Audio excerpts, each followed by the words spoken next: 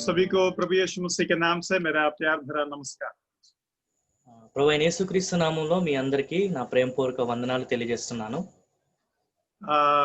जैसे मैं पिछली बार बताया, मुझे कम से कम 5 और चेहरा मेरा स्क्रीन के अंदर आएगा। बहुत अच्छा रहेगा अगर 5 और चेहरा मुझे मिलेगा तो वीडियो में। నేను ముందుగా చెప్పినట్లుగా ఇక్కడ వీడియోల స్క్రీన్ మీద ఇంచుమించు కనీసం ఒక 5 వీడియోలైనా నాకు కనిపించినట్లయితే కొంచెం బాగుంటుంది। मैं बहुत ही आनंदित होता हूँ मुस्कुराते हुए नौजवानों को मेरा सामने देखते हुए। యవనస్తులు నవ్వుతూ నా ముందు చూడడానికి నాకు చాలా ఆనందంగా అనిపిస్తుంది। पिछली बार हम लूका 8वां अध्याय से कुछ बातों को सीखने का कोशिश की। ముందుసారి మనము లూకా సువార్త 8వ అధ్యాయం నుంచి కొన్ని మాటలు నేర్చుకోవడానికి ప్రయత్నం చేస్తాము। लूका 8वां अध्याय से हमें 4 तरीके के जमीन मिला। లూకా సువార్త 8వ అధ్యాయం నుంచి 4 రకములైన భూముల గురించి మనం చూసుకున్నాం। इन 4 जमीनों में हमने देखा ये चारों जमीन का स्वभाव हमारा मन के अंदर, हमारा हृदय के अंदर है। ఈ 4 నేలల యొక్క స్వభావము మన హృదయంలో మన మనసులో అన్ని ఒకసారి ఉంటాయనే విషయాన్ని మనం చూసుకున్నాం। ये सारे स्वभाव एक ही हृदय में कभी-कभी दिखने को मिलता है। ఈ 4 స్వభావములు ఒకే హృదయంలో కొన్నిసార్లు మనకు కనబడుతూ ఉంటాయి। और हमने ये भी देखा कि पहला वाला हृदय कैसा हृदय है। ఇది కూడా మనం చూసుకున్నాం, ముందు మొదటి హృదయం ఎలా ఉంటుంది। उसके लिए हमने एक अच्छा सा नमूना को पाया, अच्छा सा एग्जाम्पल को पाया, वो था ईसो। దాని కొరకు ఒక మంచి ఉదాహరణ కూడా మనం చూసుకున్నాము। ईसो था वो example. Sorry I didn't get you. ఏశావు और याकूब। ఏశావుని మనం ఉదాహరణ తీసుకుని మొదటిగా మనం చూసుకున్నాం। ఏశావు एक वनवासी था और एक शिकार करने वाला था कर हम वचन में पढ़ते हैं। వాక్యంలో మనం చూసుకున్నప్పుడు ఒక వేటగాడు వలె ఏశావుని మనం చూసుకున్నాం। और वनवासी और शिकार का खासियत ये है, वो मौकों को इस्तेमाल करते हैं, वो अंधकार में चलते हैं, वो कोई भी अनएक्सपेक्टेड चीजों को एक्सपेक्ट करते हुए आगे बढ़ते हैं। ఇలాగా ఒక వేటగాడు లేదా అడవిలో ఉండే వారి గురించి మనం చూసుకున్న వారు అవకాశాల కోసం ఎదురు చూస్తుంటారు, అంధకారంలో ఉంటూ ఉంటారు, ఎప్పుడూ జరగని విషయాలు, అసంభవమైన విషయాల్ని వారు ఊహిస్తూ ఉంటారు। और वैसे ही होता है एक भाई जो पाप के दुनिया में घूमते हैं। पाप के दुनिया में कई तरीके से आप घूम सकते हैं। అదే విధంగా ఒక సహోదరుడు పాపపు లోకంలో నడిచినా అలాగే అనిపిస్తుంది। పాపపు లోకంలో అనేక రకములుగా మనం నడవచ్చు। और पिछली बार हमने देखा आपको हमेशा जंगलों में जाने की जरूरत नहीं है। आजकल शैतान जंगल को पार्सल डिलीवरी, होम डिलीवरी करता है। ముందుసారి మనం చూసుకున్నట్లుగా అరణ్యంలోకి, అడవుల్లోకి మనం వెళ్ళాల్సిన అవసరం లేదు। అపవాది మనకి అది హోమ్ డెలివరీ చేసి మన దగ్గరికి అడవుల్ని పంపిస్తున్నాడు। और आजकल घर में बैठे बैठे लॉकडाउन में ही हम जंगलों में घूम सकते हैं। ఈ రోజు మనం ఇళ్లలో కూర్చుంటూనే లాక్డౌన్ దిగ్బంధంలో ఉంటున్నప్పుడే మనం ఇలాగ అరణ్యంలోని, అడవిలోని సంచరించవచ్చు। उसके बाद हमने एक ऐसा हृदय को देखा जो पथरीला है। ఆ తర్వాత ఇలాగ రాతి నేల వంటి హృదయాన్ని మనం చూసాం। और इस पथरीला का हृदय के बारे में हमने 2 नमूनों को पाया, एक था अग्रिपा और दूसरा था फेलिक्स। ఇలాగా ఈ రాతి నేల గురించి 2 ఉదాహరణని, అగ్రిప్పాని, ఫెలిక్స్ ని మనం చూసుకోవడం జరిగింది। और ये दोनों लोग इस बात को डरते थे कि प्रभु के वचन उसको एकदम गहराई में जाएंगे, उसको घेर लेंगे, इसलिए वो असर होने के पहले ही भाग जाना चाहता था। ప్రభు వాక్యం చాలా లోతుగా వీరిని తీసుకువెళ్ళిపోతుందనే విషయం తెలిసి ప్రభావం వాళ్ళ మీద పడక ముందే వీరు పారిపోవడానికి ప్రయత్నం చేసేవారు। वो दोनों भाग को एक बार पढ़ लेते हैं। शायद मैंने पिछली बार आपको वचन नहीं दिया, मुझे याद नहीं है, लेकिन उसको एक बार पढ़ना जरूरी है। ముందుసారి నేను వాక్య భాగం మీకు ఇచ్చాను లేదా అనే విషయం నాకు జ్ఞాపకం లేదు, కానీ ఒకసారి వాక్యం మనం చదవడం అవసరం కనుక మీకు ఆ వాక్య భాగం నేను చెప్తాను। प्रेरितों का काम उसके 26वां अध्याय उसके 28वां वचन। అపోస్తల కార్యము 26వ అధ్యాయము 28వ వాక్యం మనం చూసుకుందాం। అపోస్తల కార్యములు 26వ అధ్యాయం 28వ వాక్యం। అందుకు అగ్రిప్ప, ఇంత సులభంగా నన్ను క్రైస్తవుని చేయజూచుచున్నావే అని పౌలుతో చెప్పాను।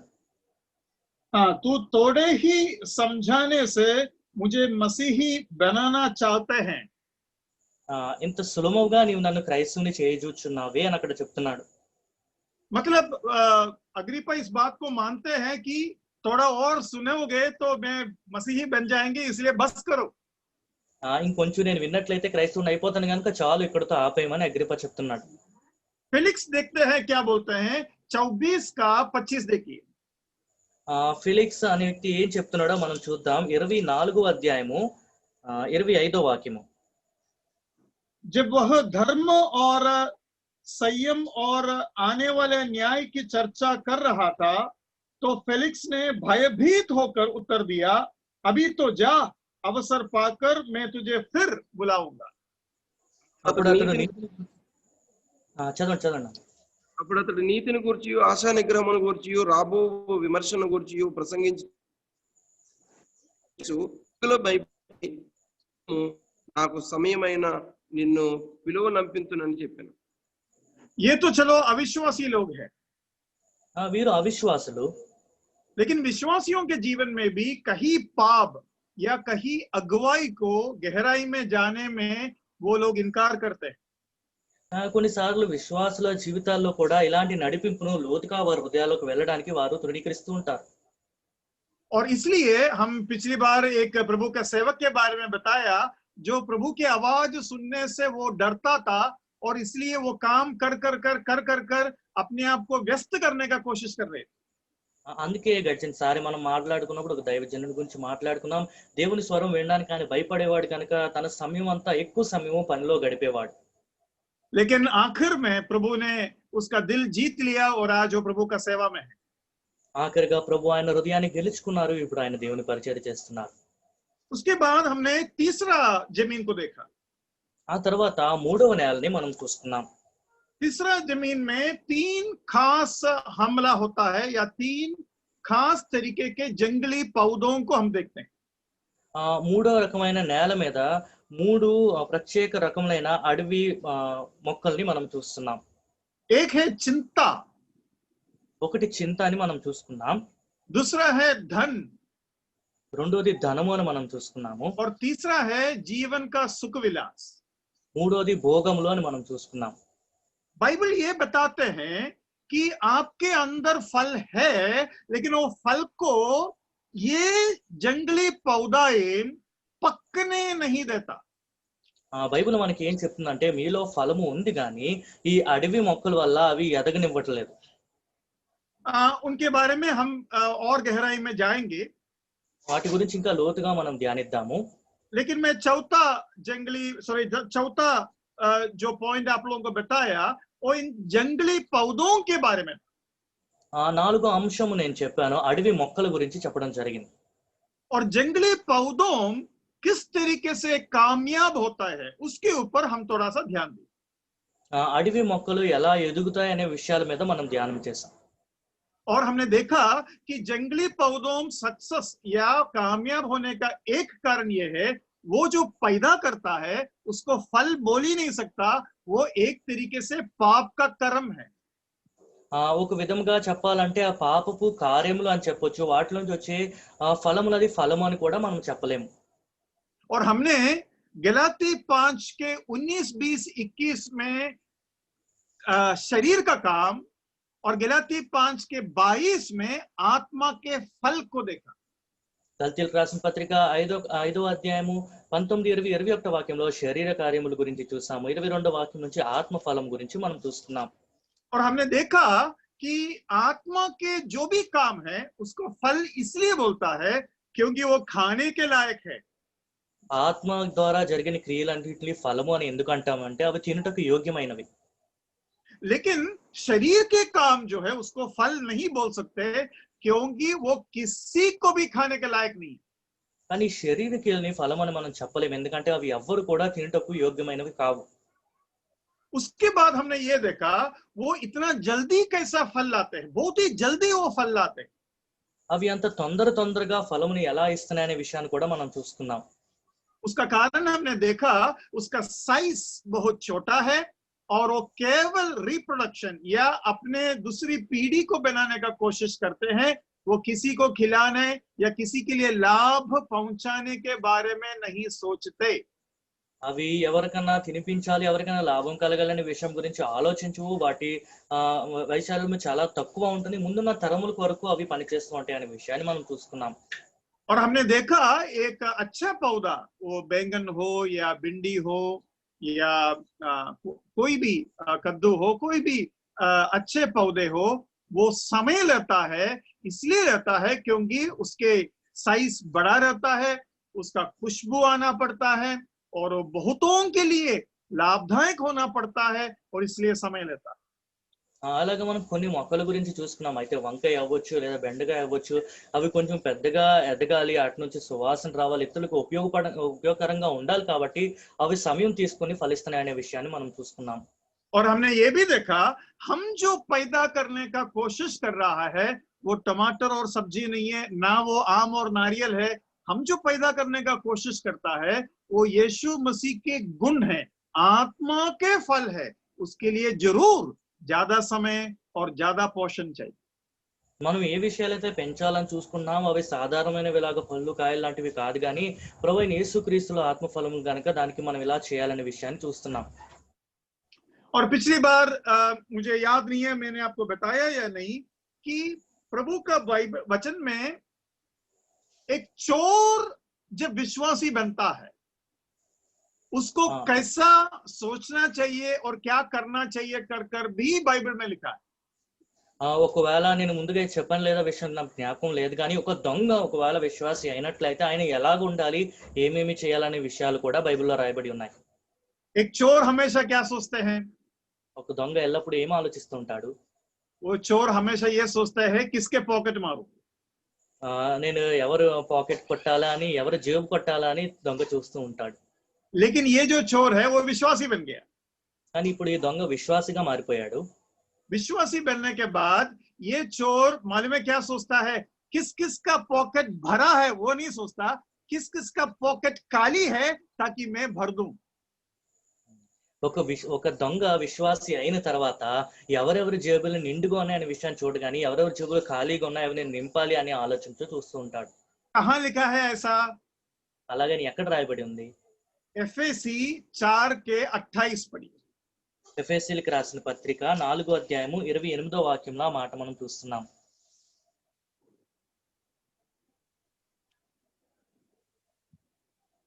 जरा पढ़िए। ఎఫెసీయులకు రాసిన పత్రిక 4వ అధ్యాయము 28వ వాక్యము. ఇక మీదట దొంగిలిక అక్కరగల వానికి పంచిపెట్టుటకు వీలు కలుగు నిమిత్తము తన చేతులతో మంచి పని చేయుచు కష్టపడవలెను.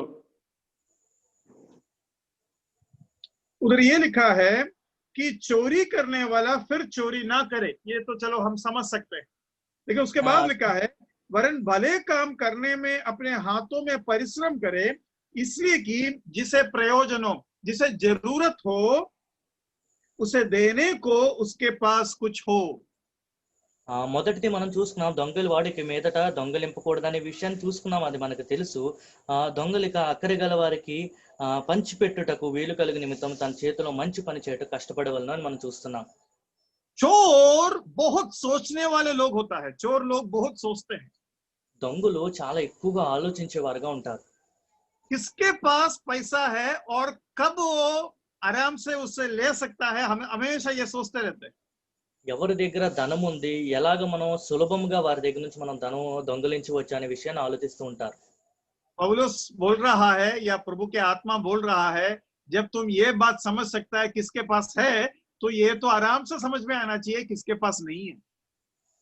పౌలు లేదా దేవుని ఆత్మ ప్రేరేపణ ద్వారా మన వాక్యంలో చూస్తున్నాము, ఎవరి దగ్గర ఉంది అనే విషయం నువ్వు ఆలోచించగలిగినట్లయితే ఎవరి దగ్గర లేదు అనే విషయం కూడా నీకు తెలుస్తుంది. जब वो चोर था किसके पास नहीं है उनके पीछे बिल्कुल नहीं जाता था, क्योंकि जाने से फायदा नहीं है। ఆయన దొంగగా ఉన్నప్పుడు ఎవరి దగ్గర అయితే ఏమీ లేవో ఆయన వెనక అస్సలు వెళ్ళేవాడు కాదు, ఎందుకంటే ఒకవేళ వెళ్ళినా ఆయనకు ఉపయోగం లేదు. लेकिन अभी ये चोर विश्वासी बनने के बाद जरूरतमंदों के साथ हमेशा मिलेगा और उन लोगों को देने के लिए ये ओवर टाइम कर रहा है। కానీ ఈ దొంగ విశ్వాసిగా మారిన తర్వాత ఎవరికి అవసరం ఉందో ఆయనకి చక్కగా తెలుసుది, వారికి ఇవ్వుటకు అధిక సమయం కష్టపడుతున్నట్లుగా చూస్తున్నాం. तो मैं आपको ये बताना चाहता हूं, बाइबल में केवल आत्मा के फल दूसरों के बारे में नहीं सोचते। और एक चीज है जो दूसरों के बारे में सोचता है, वो है वरदान। కేవలము ఆత్మ ఫలములు మాత్రమే ఇతరుల గురించి ఆలోచించవు కానీ రెండో విషయం కూడా ఇతరుల గురించి ఆలోచించదు. ఏంటంటే మనకున్న ఈవులు. पहला कुरिन्दी 12 का 7 पढ़िए। కొరింథీయులకు రాసిన మొదటి పత్రిక 12వ అధ్యాయము 7వ వాక్యం చదువుకుందాం. కొరింథీయులకు రాసిన మొదటి పత్రిక 12వ అధ్యాయము 7వ వాక్యం. నానా విధములైన అయినను అందరి ప్రయోజనము కొరకు ప్రతివానికి ఆత్మ ప్రత్యక్షత అనుగ్రహింపబడుచున్నది. अंदर प्रयोजन मनु है ना। हाँ, तो वो हमने क्या देखा उधर, ऐसा लिखा है किंतु सबके लाभ पहुंचाने के लिए हरेक को आत्मा का प्रकाश दिया जाता है। ఇక్కడ అందరికీ ప్రయోజనం కొరకు ప్రతివానికి ఆత్మ ప్రత్యక్షత అనుగ్రహింపబడుచున్నది అని చూస్తున్నాం. तो आत्मा का प्रकाशन हरेक को दिया जाता है, क्योंकि हरेक दूसरों के लिए प्रयोजन हो या हरेक एक फल बन सके. ఆత్మ ప్రత్యక్షత అందరికీ అనుగ్రహింపబడుతుంది ఎందుకంటే అందరూ ఇతరులకి ప్రయోజనకరంగా ఉండాలి. अभी यहाँ हमें और एक चीज सीखना है. ఇప్పుడు ఇక్కడ మరొక విషయం మనం నేర్చుకోవాలి. विश्वासी या हम लोग सीखते हैं या सिखाते हैं, कामों के द्वारा हम स्वर्ग में नहीं जा सकते. మనము ఇలాగా నేర్పిస్తూ ఉంటాం, నేర్చుకుంటూ ఉంటాం, మనం క్రియల ద్వారా పరలోకం చేరుకోలేము. लेकिन अभी हम ये सीख रहा है, हमें अच्छे काम करना है और प्रभु को प्रसन्न करना है. కానీ ఇప్పుడు మనం ఏం నేర్చుకున్నాం అంటే మంచి క్రియలు చేయాలి, ప్రభువుకు ఇష్టలుగా ఉండాలి. और एक ही काम सोचो, मैं एक विश्वासी हूं, अविश्वासी हूं, और मैंने किसी को 1000 रुपया दिया, तो बाइबल कहता है तुम्हारा अच्छा काम भी चित्रे महल जैसा है, फिल्थी रैग्स जैसा है. ఒకవేళ అనుకోండి నేను ఒక అవిశ్వాసిని, అవసరం ఉన్న వారికి ఒక 1000 రూపాయలు నేను ఇచ్చాను అనుకోండి, అయినా కూడా బైబిల్ చెప్తుంది మీ మంచి క్రియలు మురికి గుడ్డలు వంటివి. लेकिन मैं विश्वासी बनने के बाद वही 1000 रुपया उसी आदमी को फिर देने से परमेश्वर स्वीकार करेगा. కానీ నేను విశ్వాసి అయిన తర్వాత అదే 1000 రూపాయలు అదే వ్యక్తికి నేను ఇచ్చినట్లయితే ప్రభు అది స్వీకరిస్తారు. उसका कारण क्या है? దానికి కారణం ఏంటి? उसका कारण ये है, उसका स्रोत, उसका प्रेरणा के स्रोत प्रभु यीशु मसीह है. अविश्वासी होते वक्त उसका प्रेरणा के स्रोत शरीर है. ఆ ప్రేరణ యొక్క ఊట ఎక్కడి నుంచి ఆలోచన ఆయనకు వస్తుంది అంటే విశ్వాసి అయిన తర్వాత ప్రభువు నుంచి ఆలోచన ఆయనకు వస్తుంది, కానీ అవిశ్వాసిగా ఉన్నప్పుడు ఈ ప్రేరేపణ తన శరీరం నుంచి వస్తుంది. अभी ये जो है बहुत ही इंपॉर्टेंट एक बात है, ఇది చాలా ప్రాముఖ్యమైన ఒక విషయం.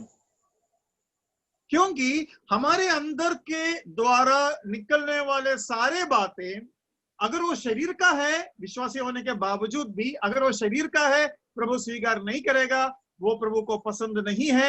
अगर वो आत्मा का है, तब प्रभु स्वीकार करेगा. మనం ఒకవేళ విశ్వాసి అయినా సరే మనలో నుంచి వచ్చే క్రియలు ఒకవేళ శరీరానుసారమైన క్రియలు అయితే అవి ప్రభు స్వీకరించడు, ఆత్మానుసారమైన క్రియలు అయితే ఆయన స్వీకరిస్తారు. अभी मैं वचन सुना रहा हूं. ఇప్పుడు నేను వాక్యాన్ని చెప్తున్నాను.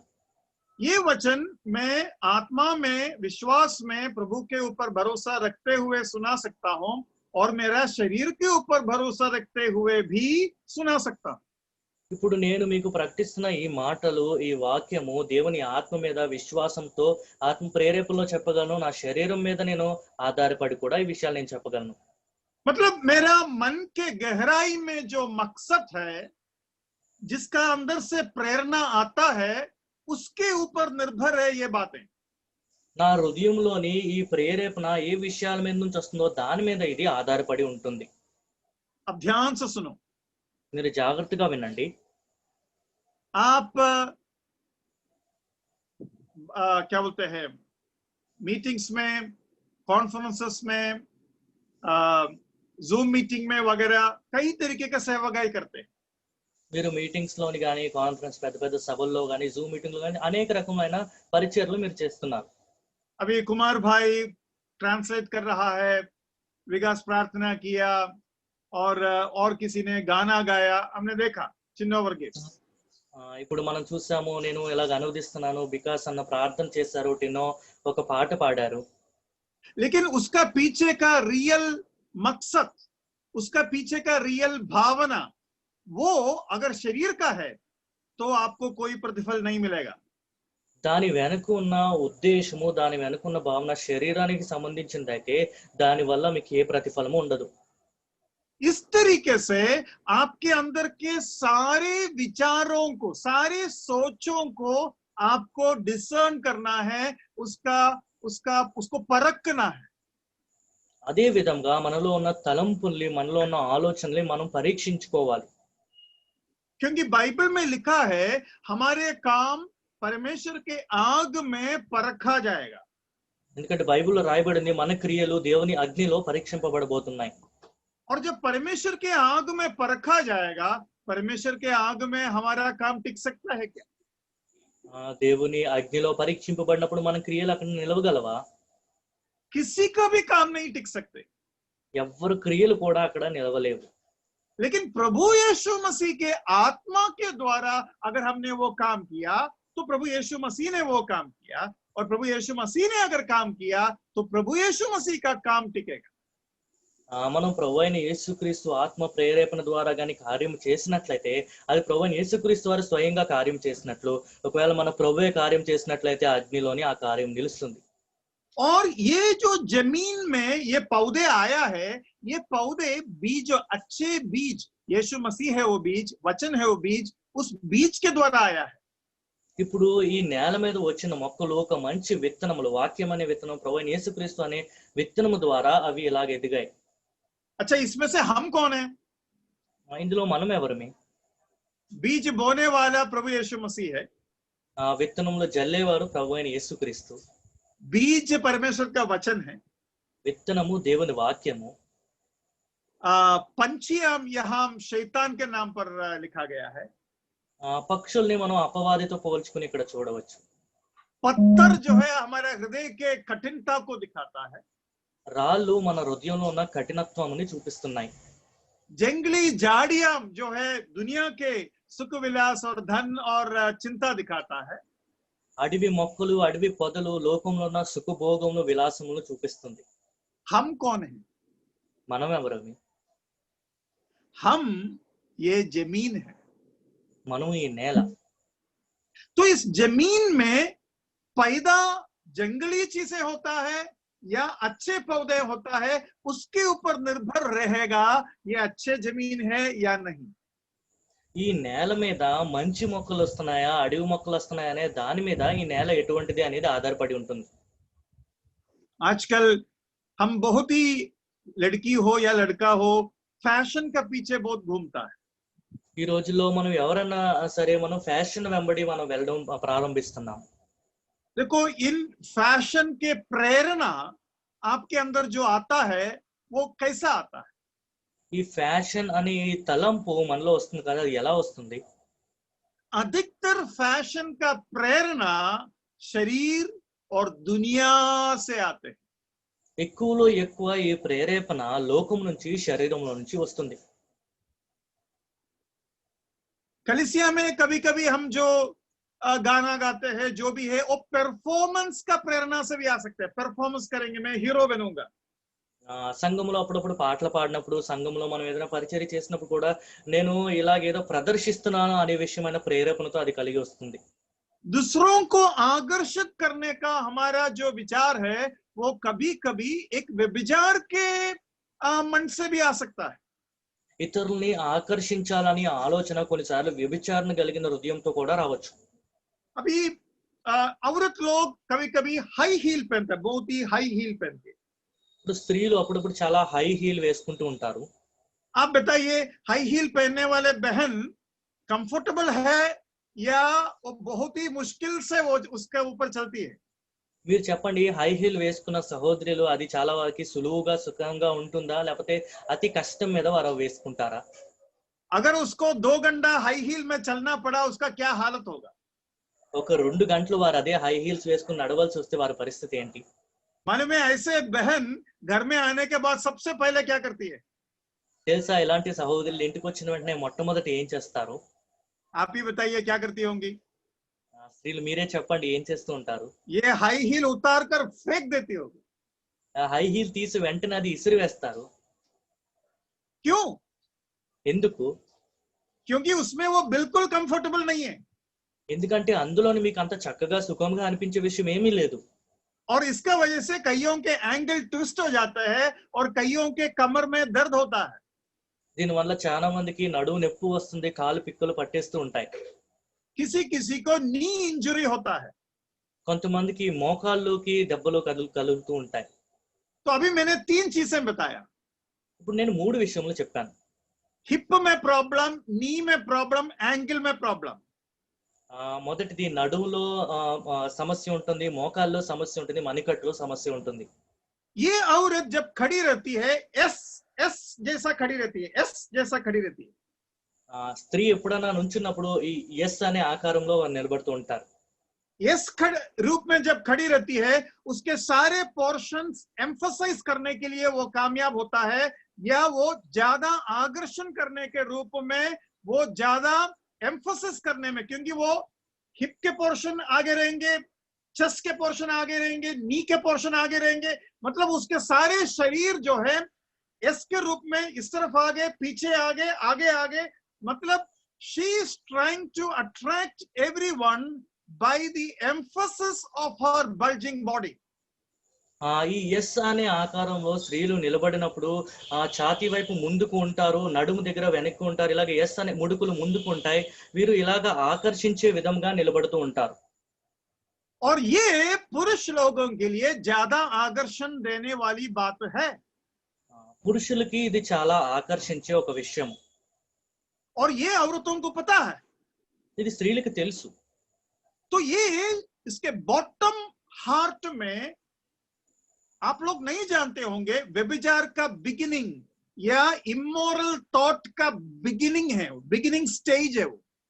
హృదయ ఆంతర్యములలో వ్యభిచారంకి ప్రారంభ దశలో ఉన్నట్లుగా ఈ విషయం మీరు అర్థం చేసుకోవాలి. देखो बाइबल में लिखा है अगर आप अपने भाई को हेट करता है वो मर्डर है. మీరు బైబిల్లో చూస్తున్నారు కదా, మీ సహోదరుని ద్వేషించినట్లయితే హంతకుడితో సమానం. आप मानेगा क्या? మీరు అలాగా హత్య చేస్తారా? अरे थोड़ा सा मेरा भाई को मैंने हेट किया तो सीधा मैं खूनी बन गया. ఒక సహోదరుని కొంచెం నేను ద్వేషిస్తే ఒక హంతకుడిని అయిపోయానా? बाइबल ये कहता है अगर वो ईर्ष्या, अगर वो गुस्सा आगे बढ़ेंगे और उसको पानी और खाद देंगे, और लास्ट में कौन सा फल लाएगा, कौन सा कर्म लाएगा, लास्ट में मृत्यु लाएगा. ఈ కోపము అనే దాన్ని కానీ మీరు అలా ఉద్భవించడానికి దాన్ని మీరు వదిలేసినట్లయితే ఆఖరికి దీని వల్ల మృత్యువే వస్తుందనే విషయాన్ని బైబిల్లో మనం చూస్తున్నాం. बाइबल कहता है अगर एक औरत को गलत नजर से देखेगा तो व्यभिचार हो गया. బైబిల్ చెప్తుంది ఒక స్త్రీని మోహపు చూపుతో చూసినట్లయితే అది వ్యభిచారంతో సమానం. ये भी आप लोग नहीं मानेंगे, ఇది కూడా మీరు ఒప్పుకోరు. लेकिन बाइबल ये बताते हैं उसका सही पानी और खाद और समय और मौका और तरीका देगा, वो आखिर में जाकर व्यभिचार में पहुंचेगी. ఈ ప్రారంభ దశలో దీనికి కానీ సరిగా మీరు సమయాన్ని ఇచ్చి అవకాశాన్ని ఇచ్చేలాగా దాన్ని ఎదగడానికి మీరు సమయాన్ని ఇచ్చినట్లయితే ఆఖరికి దశలోని ఇది వ్యభిచారముగా మారుతుందని బైబిల్ చెప్తుంది. तो कोई भी भाई हो या बहन हो, आपके इनिशियल थॉट में उसका एंड, उसका डेस्टिनेशन, उसका लास्ट पॉइंट के ऊपर ध्यान देकर आपको मन फिराना होगा. అందుకే ఒక సహోదరి అయినా సహోదరుడైనా సరే ఒక తలంపు వచ్చినప్పుడు ఆ తలంపు ప్రారంభ దశలో ఉన్నప్పుడే అంతిమ దశ ఎలాగ ఉంటదనే విషయాన్ని ఆలోచన చేసుకుంటూ మనం మనసు మార్చుకోవాలి. मैंने यहाँ 2 बातें बताया. నేను ఇక్కడ 2 విషయాలు చెప్పాను. एक है कोई भी चीज का प्रेरणा, शुरुआत, इनिशिएशन, इनिशियल पॉइंट देखने का, और कोई भी चीज का एंड पॉइंट देखने का. ఒకటి ఏ విషయానికన్నా ప్రారంభ దశ ఎక్కడ ప్రారంభం అవుతుంది, ప్రేరేపణ ఎక్కడ కలుగుతుంది అనే విషయాన్ని చూడాలి. రెండోది అది ఎక్కడ ముగుస్తుంది అని దాని అంతిమ దశని మనం చూడగలగాలి. अगर इनिशियल पॉइंट आपका शरीर है, उसका एंड मृत्यु होगा, एंड भयंकर पाप होगा. దాని ప్రారంభ దశ ఎప్పుడైనా సరే దాని ప్రారంభ దశ శరీరం అయినప్పుడు దాని అంతిమ దశ ఖచ్చితంగా భయంకరమైన మరణమే ఉంటుంది. लेकिन आप बोलेंगे ब्रदर मैंने तो मेरा भाई को हेट किया है, मैंने आज तक मृत्यु नहीं किया, मैंने कभी कभी गलत नजर से औरतों को देखा है, मैंने कभी व्यभिचार नहीं किया, ऐसा आप शायद बोलेंगे। బహుశా మీరు చెప్తూ ఉండొచ్చేమో, సహోదరుడా నేను కొన్నిసార్లు నా సహోదరుని నేను ద్వేషించానేమో గానీ ఎప్పుడూ ఇలాగా హత్య చేయలేదు, కొన్నిసార్లు అప్పుడప్పుడు మోహపు చూసానేమో గానీ వ్యభిచారం చేయలేదు అనే విషయాన్ని మీరు అనొచ్చు.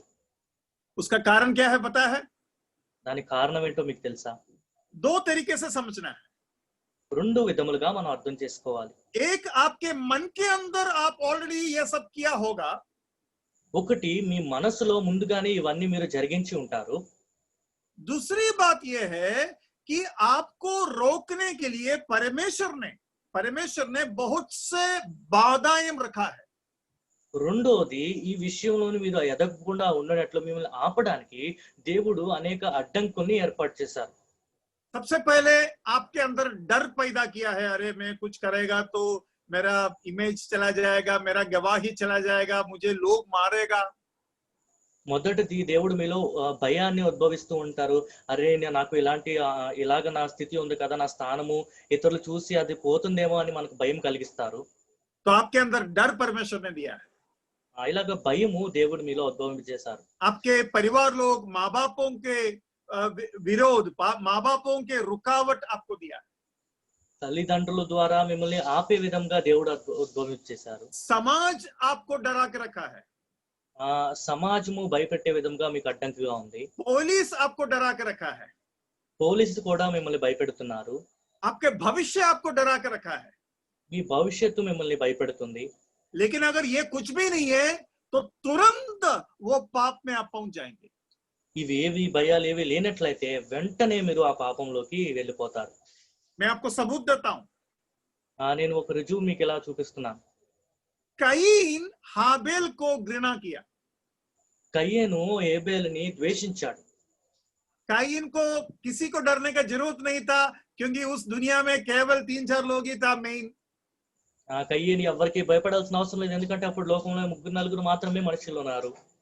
सोसाइटी नहीं है, సమాజం లేదు, पुलिस नहीं है, పోలీసులు లేరు, गवर्नमेंट नहीं है, ప్రభుత్వం లేదు, क्या बोलते हैं, आपको कोई भी उस तरीके का रुकावट नहीं है, और कोई खून उसका पहले किया नहीं, तुरंत हाबेल को मार दिया। ఆయన ఎవరు ఆపడానికి ఎటువంటి న్యాయము ఏమీ లేదు కాబట్టి వెంటనే ఏబేలుని చంపినట్లుగా మనం చూస్తున్నాం. और वो परमेश्वर से भी नहीं डरता था। ఆయన దేవునికి కూడా భయపడేవాడు కాదు. अभी वो तो खून के बारे में बताया, अभी मैं व्यभिचार के बारे में बताता हूँ। ఇప్పుడు నేను హత్య గురించి చెప్పినప్పుడు వ్యభిచారం గురించి మనం మాట్లాడతాం. देखो, दाऊद ने एक औरत को लालसा की या गलत नजर से देखा। మనం చూస్తున్నాము, దావీదు ఒక స్త్రీని మోహపు చూపుతో చూశాడు. तुरंत व्यभिचार हो गया। వెంటనే వ్యభిచారం జరిగింది. क्यों? ఎందుకు? क्योंकि वो राजा है, उसको गवर्नमेंट, पुलिस, समाज नहीं रोकेगा। ఎందుకంటే ఆయన రాజు కాబట్టి పోలీస్ అయినా ప్రభుత్వం అయినా సమాజం అయినా ఆయన్ని ఆపలేదు. उसको रोकने के लिए कोई नहीं था, वो तुरंत पाप किया। ఆయన్ని ఆపువారు ఎవ్వరూ లేరు, వెంటనే ఆయన పాపం చేశాడు. लेकिन बाइबल में और ऐसे बहुत सारे लोग हैं जो गलत विचार रखते रखते रखते जीते रहा, लेकिन कर नहीं पाया, क्योंकि उनके अंदर डर था, रुकावटें थे, और इसलिए वो पाप तक पहुंच नहीं पाया। బైబిల్లోని ఇలాంటి తప్పుడు ఆలోచనలు, తప్పుడు తలపులు కలిగిన వారు ఎంతో మంది ఉన్నారు, కానీ వారికి అనేక భయములు ఉండేవి, అనేక అడ్డంకులు ఉన్నాయి కాబట్టి ఆ పాపం వారు చేయలేకపోయారు. मैं दाऊद का ही एक उदाहरण देता हूं। నేను దావీదు గురించి ఒక ఉదాహరణ మీకు చెప్తాను. दाऊद शाऊल को डर कर भाग रहा था, जंगलों में भाग रहे थे। దావీదు సౌలుకు భయపడి అరణ్యాల్లో ఇలాగా సంచరిస్తూ పరిగెడుతూ ఉన్నాడు. मेरा घर में बीच बीच में करंट जा रहा है, माफ करना। కొంచెం కరెంట్ और तकलीफ नहीं होंगे, मैंने इन्वर्टर में डाल दिया है। चलो, तो हम कहाँ थे? दाऊद शाऊल से डरकर जंगलों में भाग रहे थे। దావీదు సౌలుకు భయపడి అరణ్యంలో సంచరిస్తున్నాడు. तब उसको पता चला नाबाल के घर में बड़ा पार्टी चल रहा है, उसका फसल काटने का, और उसके भेड़ों के ऊंट काटने का दिन आया है। అక్కడ నాబాలు ఇంటిలో ఒక గొప్ప విందు జరుగుతుంది అనే విషయాన్ని దావీదు తెలుసుకున్నాడు. लेकिन नाबाल दाऊद को क्या बोलते हैं, अपमान किया। కానీ నాబాలు దావీదుకి అవమానం కలిగేలా చేశాడు. तो दाऊद सीधा अपना तलवार उठाया और लोगों को लेके जाकर मारने के लिए तैयार हो रहे थे। అందుకే దావీదు వెంటనే తన ఖడ్గాన్ని తీసి అక్కడ ప్రజల్ని చంపడానికి బయలుదేరాడు మనుషులను తీసుకుని. और वो नाबाल के घर में पहुंचने ही वाला था। నాబాలు ఇంటి వరకు ఇలాగ చేరుకోబోతున్నాడు. तब तक नाबाल के पत्नी भागा भागी वो गधे के ऊपर आई। అప్పటి వరకు నాబాలు యొక్క భార్య గాడిద మీద అది వేగంగా గాడిద మీద వచ్చినట్లు చూస్తున్నాం. और दाऊद को रोका దావీదును ఆపడానికి ప్రయత్నం చేసింది. और कही क्यों आप अपने गुस्से में खून कर कर आपके जीवन में खून का दाग लेना चाहिए। आप अपने आप को माफ कीजिए और अपने आप को रोकिए और आपके लिए खाना पीना सब कुछ मैं लाया। మీరు ఎందుకు ఇలాగా తొందరపడి హత్య చేయాలనుకున్నారు? మీ జీవితంలో ఎన్నడూ లేనట్టుగా ఈ హత్య అనే మచ్చ మీద మీ మీద ఎందుకు ఉంచుకోవాలి? మిమ్మల్ని మీరు క్షమించుకుని మీరు అక్కడే ఉండండి, తినుబండారాలన్నీ నేను మీకోసం తీసుకొచ్చానని ఆమె చెప్పింది. देखो दाऊद नाबाल को नफरत किया और वो खून करने के लिए सीधा जा रहा था, लेकिन रुकावट बीच में आया तो वो बच गया। దావీదు నాబాల్ని ఎంతగానో ద్వేషించాడు. ఆయన్ని హంతమార్చుట కొరకని ఆయన బయలుదేరాడు, కానీ మధ్యలో ఒక అడ్డంకి రావడం వల్ల దావీదు ఆగిపోయాడు. अभी आपको समझ में आया? आप कहीं पाप अपने मन में कर रहे होंगे, लेकिन शरीर से इसलिए नहीं कर पाते क्योंकि परमेश्वर ने बहुत से रुकावट रखा है आपके जीवन में, और इसलिए आप बच कर रह रहा है। నేను చెప్పాలనుకుంటుంది మీకు అర్థమైంది కదా. మీ మనసులో చాలా పాపములు చేయాలనే ప్రేరేపణ మీకు ఉంది, కానీ మీ జీవితంలోని శారీరకంగా దేవుడు అనేక అడ్డంకులు పెట్టడం వల్ల ఆ పాపం మీరు చేయకుండా రక్షింపబడుతున్నారు. लेकिन मैं समझता हूं जब पाप के विचार हमारे अंदर आता है, शुरुआत में ही हमें पहचानना है और उसके अंत को देखकर मन फिराना है। కానీ నా ఆలోచన ఏంటంటే ఈ పాపము చేయాలనే ఆలోచన ప్రేరేపణ ప్రారంభ దశలోనే మనం దాని అంతిమ దశను తెలుసుకుని మనం క్షమాపణ అడిగి మారుమనసు పొందాలి. आजकल युवक लोग काफी इस चीज के ऊपर चर्चा करता है कि लव अफेयर सही है या नहीं। ఇలాగా ప్రేమ అనే వ్యవహారం కొనసాగించట వాస్తవం మంచిదా కాదా అనే విషయం గురించి యవనస్తులు ఈ కాలంలో చర్చిస్తూ ఉంటారు. और आप लोग शायद ऐसे भी सोचते होंगे, अरे प्रेम तो प्रेम है, प्रेम प्रभु यीशु मसीह ने बोला सभी को प्रेम करो। మీరు ఇలా కూడా అనుకుంటుంటే ప్రేమ అంటే ప్రేమ కదా, ప్రభువైన యేసుక్రీస్తు వారు కూడా అందరినీ ప్రేమించమని చెప్పారు కదా, तो इसलिए मैं प्रेम कर रहा हूं। అందుకే నేను ప్రేమిస్తున్నాను. लेकिन मैं आपको पूछता हूं, आपका प्रेम बुड्ढा बुड्ढी से है या केवल आपके उम्र के लोगों से है? అయితే మిమ్మల్ని ఒక ప్రశ్న అడగాలనుకుంటున్నారు. మీ ప్రేమ కేవలం మీ వయసు వారితోనే మీరు ప్రేమ కొనసాగించాలనుకుంటున్నారా? ముసలి వాళ్ళ మీద కూడా అదే ప్రేమ మీరు చూపించగలుగుతున్నారు? ऊपर से सुंदर लड़का लड़की से आपका प्रेम बहुत ज्यादा है।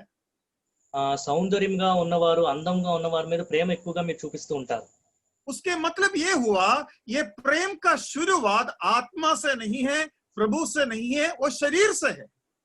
దీని అర్థం ఏంటంటే ఈ ప్రేమ యొక్క ప్రారంభము ఆత్మ ద్వారా కాదు, ప్రభు యొక్క ప్రేరేపణ ద్వారా కాదు, కానీ శరీరం ద్వారా ఉద్భవించింది. शरीर के द्वारा उत्पन्न होने वाला प्रेम असली प्रेम नहीं है। శరీరం ద్వారా ఉద్భవించిన ప్రేమ వాస్తవమైన ప్రేమ కాదు. उस प्रेम में जरूर शारीरिक लालसा छिपी हुई है।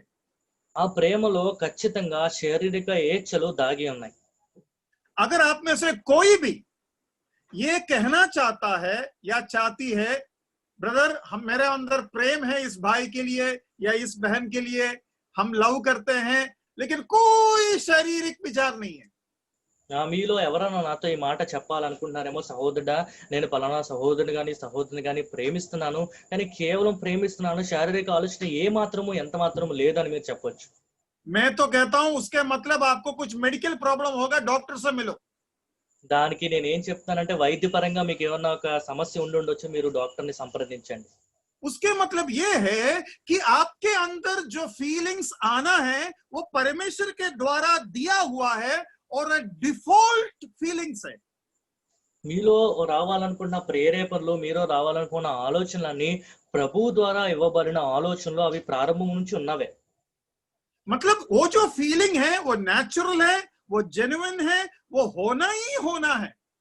మీకు వస్తున్న ఆలోచనలు చాలా వాస్తవమైనవి, అవి సృష్టి ధర్మంగా అవి రావాల్సి ఉన్న జరగాల్సిందే.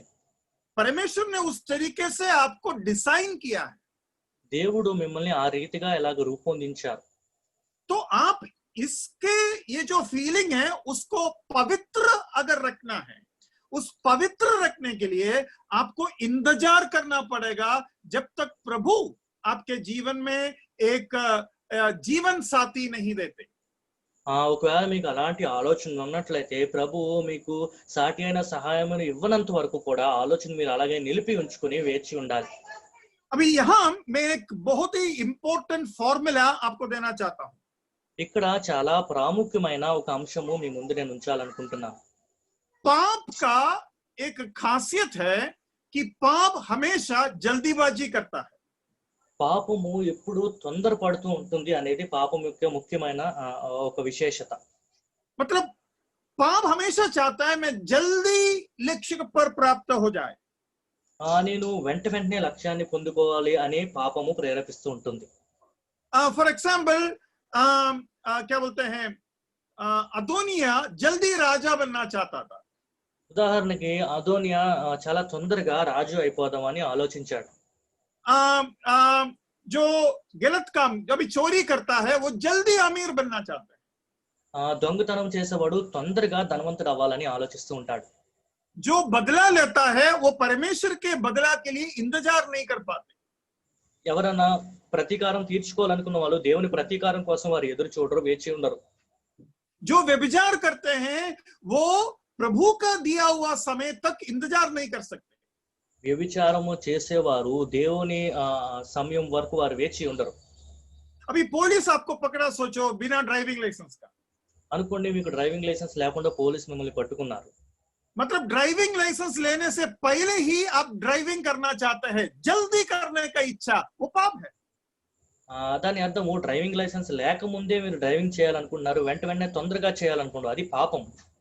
कुछ लोग 18 बनने से पहले ही ड्राइविंग सीखना चाहते हैं, जल्दी बनना चाहते हैं, वो पाप है.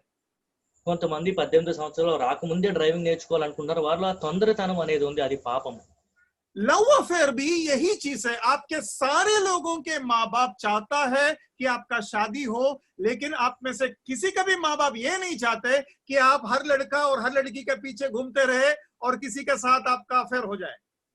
ప్రేమ వ్యవహారాలు అనేవి కూడా అటువంటివే. తల్లిదండ్రులు మీరు పెద్ద అయిన తర్వాత మీకు పెళ్లిళ్ళు చేయాలనే విషయం గురించి ఆలోచిస్తూ ఉంటారు, కానీ మీరు ఎవరినో ఒక అమ్మాయిని కానీ ఒక అబ్బాయిని కానీ మీరు ప్రేమించాలనే విషయం గురించి వారు ఇప్పుడు ఆలోచించరు. जब हर माँ बाप अपने बच्चों का शादी चाहता है या चाहती है, उसके मतलब आप उससे पहले चाहता है, मतलब आप जल्दी चाहता है. सिन जिसके अंदर विश्वास कम है वो जल्दीबाजी करता है.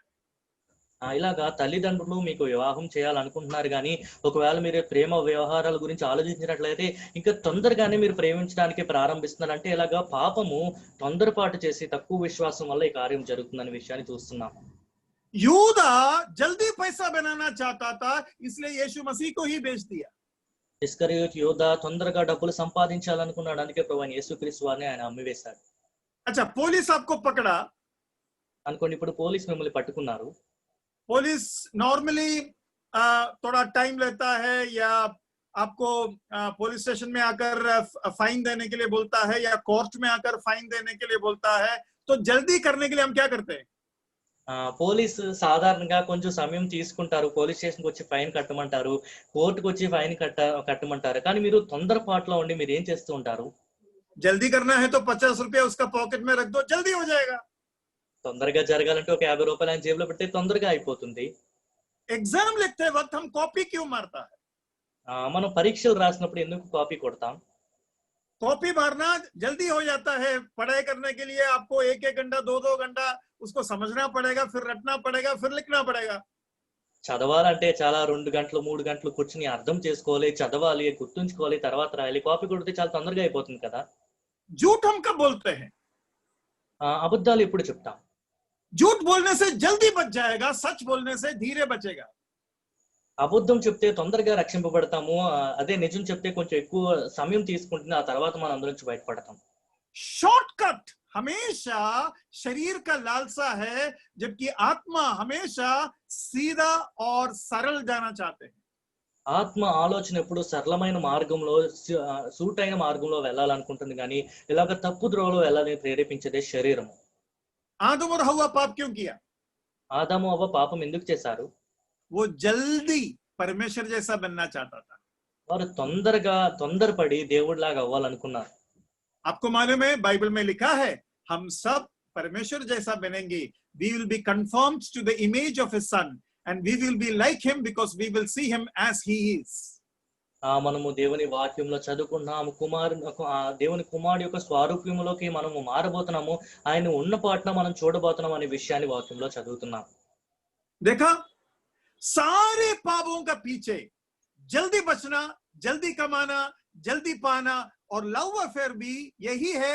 पापा मम्मी से पहले ही मैं मेरा डेस्टिनेशन में पहुंचने का कोशिश कर रहा है. చూసారా, పాపములు అన్నిట్లో వెనక నేను తొందరగా చేయాలి, తొందరగా ఇలా చేయొచ్చు, ఇలాగా ప్రేమ విషయంలో కూడా తల్లిదండ్రుల కన్నా కొంచెం తొందరగా నేను ఆలోచించి ఇలా ప్రేమించిన నిర్ణయాలు తీసుకోవచ్చు అనుకుంటూ ఉంటాను. और उसके ऊपर से मैं चुनौती देता हूं, आई कैन चैलेंज यू. आप अपने मन को पवित्र रख, शरीर को पवित्र रखना ही मुश्किल है, लेकिन मन को भी पवित्र रखना बहुत मुश्किल है. నేను మీకు ఈ సవాల్ని విసరగలను. శరీరాన్ని పవిత్రంగా ఉంచుకుంటే చాలా కష్టము, కానీ ఆత్మను పరిశుద్ధంగా ఉంచుకుంటూ కూడా చాలా కష్టమైన విషయం. मैं आपको एक वचन दिखाना चाहता हूं. మీకు ఒక వాక్యాన్ని నేను చూపించాలనుకుంటున్నాను. एशिया 28 का 16 निकालिए. యెషయా గ్రంథము 28వ అధ్యాయము 16వ వాక్యం చూసుకుందాం.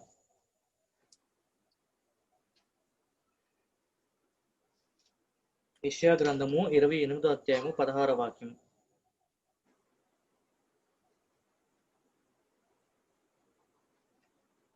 ప్రభువగు యెహోవా ఇలాగున సెలవిచ్చుచున్నాడు, సియోనులో పునాదిగా రాతిని వేసిన వాడు నేనే, అది పరిశోధింపబడిన రాయి, అమూల్యమైన తలరాయి, బహు స్థిరమైన పునాది అయిన మూలరాయి అయి ఉన్నది, విశ్వసించువాడు కలవరపడడు. हाँ, उसके लास्ट भाग में, उसके 16वां अध्याय के लास्ट भाग में ऐसा लिखा है, और जो कोई विश्वास रखे वह उतावली ना करेगा. 16 వాక్యంలో ఆఖరి లైన్ లో మనం చూస్తున్నాం, విశ్వసించువాడు కలవరపడడు. मतलब विश्वास रखना मतलब परमेश्वर मुझे प्रभु जैसा बनाएगा. విశ్వసించుట అనగా దేవుడు నన్ను ప్రభువుగా చేస్తారు. प्रभु मुझे आराम से पैसे देंगे, मुझे चोरी छिपा करने का जरूरत नहीं है. ప్రభు నాకు తగిన సమయంలో ధనం ఇస్తారు, నేను ఎలాగ దొంగతనం చేయాల్సిన అవసరం లేదు. और प्रभु मुझे इस पुलिस से बचाएगा और मुझे जो घाटा होना है होने दो, मैं आराम से आगे बढ़ेंगे. పోలీస్ నుంచి ప్రభువే నన్ను తప్పిస్తారు, ఒకవేళ నాకు ఆలస్యమైనా పర్లేదు, ప్రభు ఇందులోంచి నన్ను తప్పిస్తారు. मतलब हर जगह विश्वास का कमी हमें उतावली होने वाले लोग बनाएंगे. ప్రతి చోట కూడా విశ్వాసము మనకి లోటై ఉండటం వల్ల కలవరపడే ఆలోచన మనకు కలుగుతూ ఉంటుంది. और बाइबल में लिखा है जो प्रेमिका है वो एक तरीके से मरी हुई औरत जैसा है. Can you repeat? Yeah, a one who is in affair is like a person who is double dead. ప్రేమించేవాడు ఇలాగా మరణించిన స్థితిలో ఉన్నాడనే విషయాన్ని మనం బైబిల్లో చదువుతున్నాం. ओके, मैं आपको ये बताना चाहता हूं कि हमारे मन, हमारे डेस्टिनेशन और हमारे इनिशिएशन और हमारे हेस्ट, इन चारों फैक्टर को जब देखा जाएगा, लव अफेयर हमेशा पाप की तरफ आपको खींचता है. 4 విషయంలో మన మనస్సు, మన లక్ష్యము, మన ప్రారంభ దశ, మన తొందరపాటు, ఇవన్నీ కూడా ప్రేమని మనం చూసుకున్నప్పుడు ఇది ఒక పాపముగా మనం చూస్తున్నాం. और कोई भी लव अफेयर पहले सीक्रेट में करना चाहते हैं और लास्ट में वो पब्लिक होता है. कभी भी वो शुरुआत में पब्लिक नहीं होते. और बाइबल में लिखा है that which is good likes to be in the light, but that which is sinful likes to be in the dark. ప్రేమ వ్యవహారం అనేది ఎప్పుడు కూడా ప్రారంభ దశలో ఎవరు బయట పెట్టాలనుకోరు, ఆఖరి దశలో అది అందరికీ వ్యక్తపరుస్తామని ఆలోచిస్తూ ఉంటారు. బైబిల్ గ్రంథం చెప్తుంది మంచి కార్యం ఎప్పుడు వెలుగులో ఉండడానికి ప్రయత్నం చేస్తూ ఉంటుంది. तो आप अपने मन को देख लो, अपने विचारों को देख लो, अपने लक्ष्य को देख लो, और आपके विश्वास में जब उम्र होगा, मेरा पापा मम्मी मुझे ही पूछेगा कौन सा पसंद है, कौन सा पसंद नहीं है. मैं आराम से प्रार्थना का साथ प्रभु की इच्छा के अनुसार चुनेंगे और मेरे पवित्र शरीर को और मेरे पवित्र मन को प्रभु के हाथ में सौंपकर पारिवारिक जीवन में प्रवेश करूंगा। మీరు మీ మనస్సుని మీరు అదుపులో ఉంచుకోండి. మీ లక్ష్యం గురించి, మీ ఆలోచన విధానం గురించి మీరు తొందరపడకుండా, నేను సరియైన సమయానికి వచ్చినప్పుడు, విశ్వాసం కలిగి ఉన్నప్పుడు, తల్లిదండ్రులు సరైన సాటి నా కోసం చూస్తారు. ప్రార్థన పూర్వకంగా అప్పుడు ఆత్మ ప్రేరేపణ ద్వారా నా శరీరాన్ని ప్రభువుకు నేను సమర్పించుకొని ఇలాగ వైవాహిక జీవితం నేను ప్రారంభిస్తానని ఆలోచన మనకు కలగాలి. प्रभु आपको सहायता करे। आत्मा के सारे फल आत्मा के होते हैं, शरीर के नहीं होते हैं। आपका प्यार, मैंने आपको बताया, वो बुड्ढा बुड्ढी और गरीब और प्रभु के दासों के ऊपर नहीं है, केवल नौजवान पुरुष और स्त्री के ऊपर है। वो वाला प्रेम आत्मा का प्रेम नहीं है। ఆత్మ ఫలములన్నీ ఆత్మ సంబంధమైనవిగా ఉంటాయి. ప్రేమ గురించి నేను చెప్పాను. మీరు ప్రేమించేది కేవలం మీ వయసులో ఉన్న వారిని మీరు ప్రేమించాలనుకుంటారు, వృద్ధాప్యంలో ఉన్న వారిని మీరు ప్రేమించాలనుకోరు. అది శారీరకమైన ప్రేమ, అది ఆత్మ ఫలము కాదు. अगर आपको लगता है कि आपका प्रेम जो लव अफेयर वाला प्रेम है वो प्रभु का है, मैं आपको एक लिख टेस्ट देता हूं। మీ ప్రేమ గాని ఇలాగ మీరు ప్రేమ వ్యవహారం గాని ప్రభువు చూపించేవంటి ప్రేమ లాంటిదని మీరు ఒకవేళ అనుకున్నట్లయితే మీ ముందు ఇలా ఒక పరీక్షనే పెట్టాలనుకుంటున్నాను. पहला कोरिंथी కొరింథీయులకు రాసిన మొదటి పత్రిక 13वां अध्याय 13వ అధ్యాయము उसके 4 వాక్యం చదువుకుందాం. कैसे शुरू करते वो? प्रेम धीरजवंत है। 13వ అధ్యాయము మొదటి కొరింథీయులకు రాసిన పత్రిక 4వ వాక్యంలో ప్రేమ దీర్ఘకాలము సహించును. लेकिन कोई भी आपके लव अफेयर के बारे में बोलेगा, आपको गुस्सा आता है। ఎవరన్నా మీ ప్రేమ వ్యవహారం గురించి మాట్లాడితే మీకు కోపం వస్తుంది. तो प्रेम धीरजवंत है और कृपालु है। प्रेम डाह नहीं करता, प्रेम अपनी बड़ाई नहीं करता और फूलना नहीं, वह अनरीति नहीं चलता, वह अपनी भलाई नहीं चाहता, झुंझलाता नहीं, बुरा नहीं मानता, कुकर्म से आनंदित नहीं होता, परंतु सत्य से आनंदित होता है। ఇక్కడ ప్రేమ గురించి మనం చూస్తున్నాం. ప్రేమ దీర్ఘకాలము సహించును, దయ చూపించును, ప్రేమ మత్సరపడదు, ప్రేమ డంబముగా ప్రవర్తింపదు, అది ఉప్పొంగదు, అమర్యాదగా నడవదు, స్వప్రయోజనమును విచారించుకొనదు, త్వరగా కోపపడదు, అపకారమును మనసులో ఉంచుకొనదు, దుర్నీతి విషయమై సంతోషపడక సత్యమునందు సంతోషించును, అన్నిటికీ తాలుకొనును, అన్నిటిని నమ్మును, అన్నిటిని నిరీక్షించును, అన్నిటిని ఓర్చును. हाँ, वह सब बातों से सह लेता है, सब बातों की प्रतीति करता है, सब बातों की आशा रखता है, सब बातों में धीरज धरता है। ఇక్కడ 7వ వాక్యం చూస్తున్నాం. అన్నిటికీ తాలుకొనును, అన్నిటిని నమ్మును, అన్నిటిని నిరీక్షించును, అన్నిటిని ఓర్చును. प्रेम कभी टलता नहीं। ప్రేమ ఎప్పుడు ఇలాగ వెడలిపోయేది కాదు. ये प्रेम आपको सभी लोगों के साथ होना चाहिए, तभी आपका प्रेम असली प्रेम है। ఈ ప్రేమ అందరి పట్ల మీరు చూపించాలి, అప్పుడే మీ ప్రేమ యథార్థమైనది. कभी कभी हम सोचता है माँ का प्रेम भी प्रभु के आत्मा के फल है। కొన్నిసార్లు మనం ఇలాగ ఆలోచిస్తూ ఉంటాము, తల్లి ప్రేమ కూడా ప్రభు ఆత్మకు సంబంధించిన ఫలము. माँ का प्रेम उत्तम है, माँ की प्रेम उत्तम है, తల్లి ప్రేమ ఉత్తమమైనది.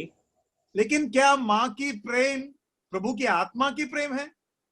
కానీ తల్లి ప్రేమ ప్రభు ఆత్మ సంబంధమైన ప్రేమ? जरा सोचिए। మీరు ఒకసారి ఆలోచించండి. यहाँ जितना भी बातें लिखा वो सब माँ के अंदर कभी कभी दिखती है। ఇక్కడ రాయబడిన మాటలన్నిటిలో కూడా ఇవి అప్పుడప్పుడు తల్లి ప్రేమలో కనిపిస్తూ ఉంటాయి. माँ, वो प्रेम के जगह पर माँ डाल के देखिए, माँ कुकर्म से आनंदित नहीं होता, माँ परंतु सत्य से आनंदित होता है, माँ सब बातें सह लेते हैं, माँ सब बातों के प्रतीति करता है, माँ सब बातों के आशा रखता है, माँ सब बातों के धीरज धरता है, माँ का प्रेम कभी टलता नहीं। ఇలాగ మనం ఒకవేళ ప్రేమ బదులుగా ఇక్కడ తల్లి అని మనం పెట్టి చూసినట్లయితే, తల్లి దుర్నీతి విషయమై సంతోషపడగా సత్యం నందుకు సంతోషించును, తల్లి అన్నిటినీ తాలుకొనును, అన్నిటిని నమ్మును, తల్లి అన్నిటిని నిరీక్షించును, అన్నిటిని ఓర్చును, తల్లి ప్రేమ శాశ్వత కాలం ఉండును. है ना? सब मिल रही है ना? కదా, అన్ని సరిపోతున్నాయి కదా. लेकिन माँ केवल अपने बच्चों से ऐसा प्रेम करती है, सभी से नहीं। కానీ తల్లి కూడా తన సొంత బిడ్డలనే ఇలాగ ప్రేమిస్తుంది, అందరి బిడ్డల్ని అలాగ ప్రేమించదు. इसलिए माँ की प्रेम भी शारीरिक प्रेम है। అందుకే తల్లి ప్రేమ కూడా శారీరక సంబంధమైన ప్రేమ మాత్రమే. अविश्वासी माँ भी ऐसा प्रेम करती है, वो आत्मा का थोड़ी हो सकती। అవిశ్వాసి అయిన తల్లి కూడా ఇలాగే ప్రేమిస్తుంది, అది ఆత్మ సంబంధమైన ప్రేమ అవ్వదు కదా.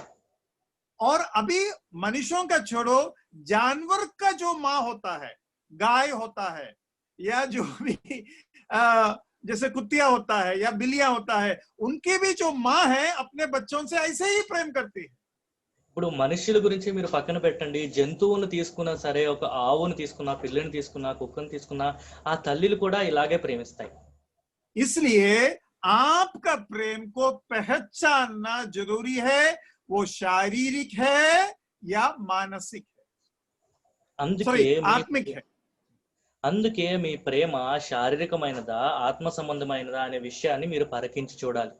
अगर वो शारीरिक है, ఒకవేళ అది శారీరకమైనట్లయితే वो आपके शरीर में से है, हम समझ सकते हैं आपके हार्मोनल ग्रोथ और इमोशनल नीड्स है, लेकिन विश्वास करने वाले उतावली नहीं करते। ఆ ప్రేమ మనకి మనస్సులోని మన శారీరక ఏచల వల్ల అది కలుగుతుంది, కానీ విశ్వసించు వారు కలవరపడరు అని మనం చూస్తున్నాం. हम पिछले दोनों क्लास में जो सीखा वो परिपक्व फल के बारे में सीखा। గడిచిన 2 క్లాసెస్ లో పరిపక్వత కలిగిన ఒక ఫలము గురించి మనం నేర్చుకున్నాం. प्रभु आगे हमें अगर मौका देगा, हम अच्छे जमीन के बारे में सीखेंगे। దేవుడు మనకి ఇంకా ముందు అవకాశం ఇచ్చినట్లయితే ఒక మంచి నేల గురించి మనం నేర్చుకుందాం. इस मौका के लिए मैं प्रभु को धन्यवाद करता हूँ। ఈ అవకాశం ఇచ్చినందుకు నేను దేవునికి వందనాలు తెలియజేస్తున్నాను. मैं आपके तेलुगु भाषा नहीं समझता, फिर भी मैं समझता हूँ महिमा कुमार बहुत अच्छा ट्रांसलेट किया। మీ తెలుగు భాష నాకు అర్థం అవ్వదు, కానీ అనువాదం చక్కగా జరిగిందని నేను విశ్వసిస్తున్నాను. मैं तेलुगु नहीं समझते हैं, फिर भी गलती करेगा तो मैं पकड़ेगा। నేను తెలుగు అర్థం చేసుకోను, కానీ ఒకవేళ తప్పు చెప్పినట్లయితే నేను పట్టేయగలను. मैं युवक लोगों के ऊपर बात किया, इसलिए युवक लोगों के कुछ समस्याओं को छुआ। నేను యవనస్తులకి ప్రత్యేకించి మాట్లాడుతున్నాను కాబట్టి యవనస్తులకి వచ్చిన సమస్యల్ని నేను ఇలాగా అంటుకుంటూ మాట్లాడాను. ये जो परिपक्व फल का जो विषय है वो भी मैं पूरा कर नहीं पाया, लेकिन मैं समझता हूँ आपको लाभदायक कुछ बातें मिले होंगे। प्रभु आपको बहुतायत से आशीष दे। ఈ పరిపక్వత కలిగిన ఫలము నుంచి అన్ని అంశములు నేను చూడలేకపోయాను, కానీ మనం చూసుకున్నంత వరకు ఇది చాలా లాభకరంగా ఉపయోగకరంగా ఉందని నేను ఆశిస్తున్నాను. దేవుడు మనందరినీ దీవించును గాక.